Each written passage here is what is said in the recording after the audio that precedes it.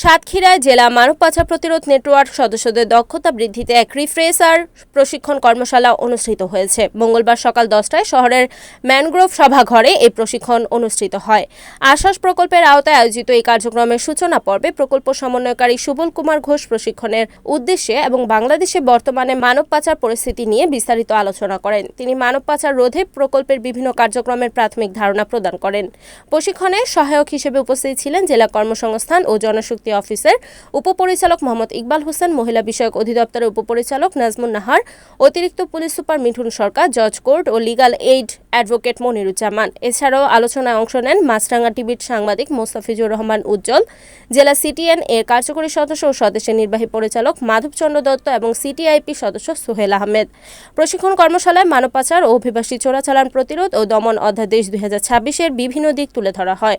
বক্তারা জেলায় মানব পাচার পরিস্থিতি মোকাবিলায় সচেতনতামূলক কার্যক্রম, ভুক্তভোগীদের সুরক্ষা ও পুনর্বাসন সহায়তা এবং সরকারি সংস্থা ও স্থানীয় গণমাধ্যমের সাথে সমন্বয়ের উপর গুরুত্বারোপ করে।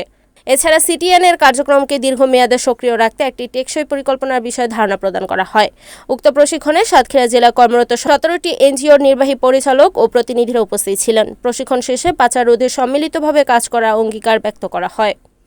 মানব পাচার প্রতিরোধে জেলা প্রশাসন, উপজেলা প্রশাসন নিবিড়ভাবে কাজ করছে। মহিলা বিষয়ক অফিস সদস্য সচিব হিসেবে বা মাদার ডিপার্টমেন্ট হিসেবে এখানে গুরুত্বপূর্ণ ভূমিকা পালন করছে। আমাদের সাথে সাথে আমাদের যে কমিটিগুলো, বিশেষ করে জেলা কমিটি, উপজেলা কমিটি এবং ইউনিয়ন কমিটি, এই কমিটির সদস্যরাও নিয়মিত কাজ করছেন। প্রতি মাসে এখানে মিটিং হয়।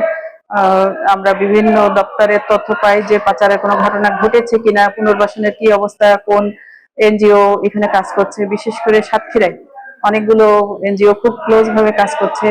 এক হচ্ছে রূপান্তর, ব্রাক, অগ্রগতি সংস্থা, রাইট যশোর, এরপরে আছে আপনার women CWCS, Sylhet centre for women and children studies সহ অনেকগুলো প্রতিষ্ঠান এখানে কাজ করছে। এখানে আমরা মহিলা বিষয়ক অধিদপ্তর মূলত প্রতিরোধের উপরেই বা সচেতনতার উপরেই আমরা বেশি কাজ করি। এর বাইরেও কেউ বিদেশে গেলে বা কোনো শিকার হলে এবং ফিরে আসলে তাদের পুনর্বাসন, তাদের চিকিৎসা সহায়তা, তাদের আইনি সহায়তার ক্ষেত্রে এবং পুনর্বাসনের ক্ষেত্রেও মহিলা বিষয়ক অধিদপ্তর কাজ করে।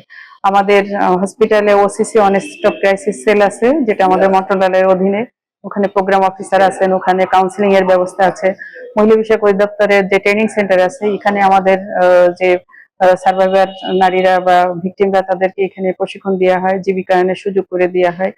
অনেকজন আছেন যারা উপজেলা বা ইউনিয়ন পর্যায়ে, তাদেরকে আমাদের বিভিন্ন সেফটি নেট প্রোগ্রামের মধ্যে নিয়ে এসে তাদেরকে সমাজের সাথে আবার পুনরাকৃতকরণ বা পরিবারের সাথে একীভূত করার জন্য কাজ করা হচ্ছে। সাতক্ষীরা জেলায় এখানে সবাই খুব আন্তরিকভাবে কাজ করছে। সবার সাথে সবার যোগাযোগটা খুব স্ট্রং।